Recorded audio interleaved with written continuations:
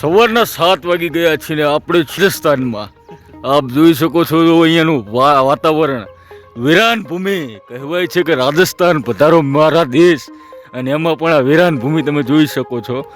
આ જમીન કેટલી છે ને અહીંયા જો બિયરના કાચ પડેલા છે ટુકડા, કારણ કે અહીંયા તો ખુલ્લેઆમ મળે છે. અને અમે આવી ગયા હતા, લક્ઝરી ઊભી રહી હતી અને અમે આવી ગયા હતા બહાર લેટરિંગ કરવા, મતલબ બાટલા ગોતીને પાણી માંડ મળ્યું નહીં. પાણીની કેટલી અસુવિધા છે જુઓ. આ સર્વાઈવ કરવાની મજા આવે અહીંયા જોવા. સુમિત હાલે ચાલુ રાખજે.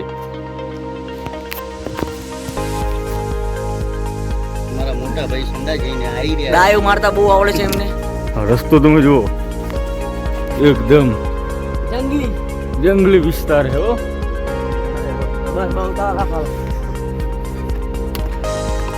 એ આ બાજુ જતા રહો, ટપીને જાય એવું છે. ના ના પણ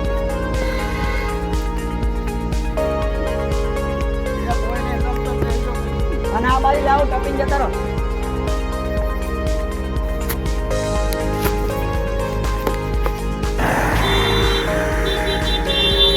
ફાઇનલી મિત્રો રસ્તા પર આવી ગયા છીએ, માંડ સર્વાઈવ કરીને, અને આ રસ્તો સ્ટાર્ટ થઈ ગયો છે.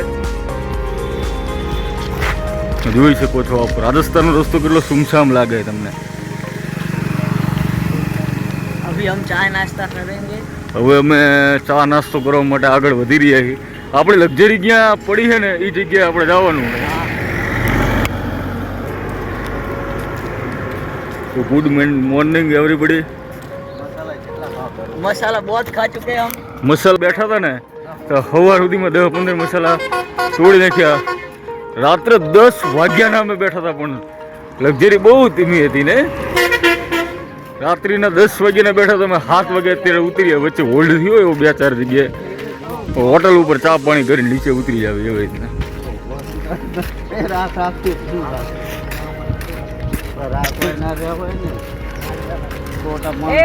હવે સવારે ઊંડું કાશ્મીર પહોંચી સાધન આવે અને પછી કપડાં ચેન્જ કરી નાખવાના નહીં.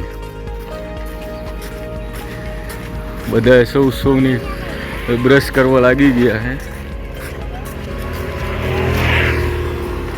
હાલ આજા.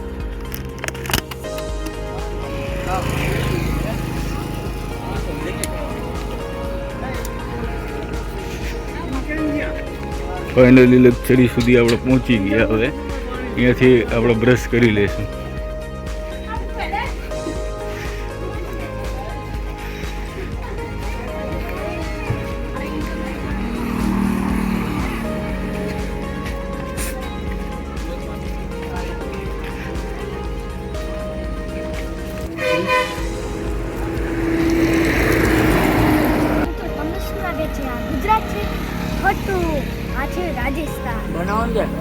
ફાઇનલી મિત્રો જુઓ તો કે ચા અને ગાંઠિયા અત્યારે સવારમાં ખાઈ ગયા. એ 10 લાખ રૂપિયાનો ડોટો લઈ ખીચામાં ભરે છે. અને આ છે કરશનબા, ચા પી રહ્યા છે, ગાંઠિયા બી ખાઈ રહ્યા છે, નાસ્તો કરવા બેઠા છે અત્યારે. પછી અમે નીકળી રહ્યા છીએ બિયાલ.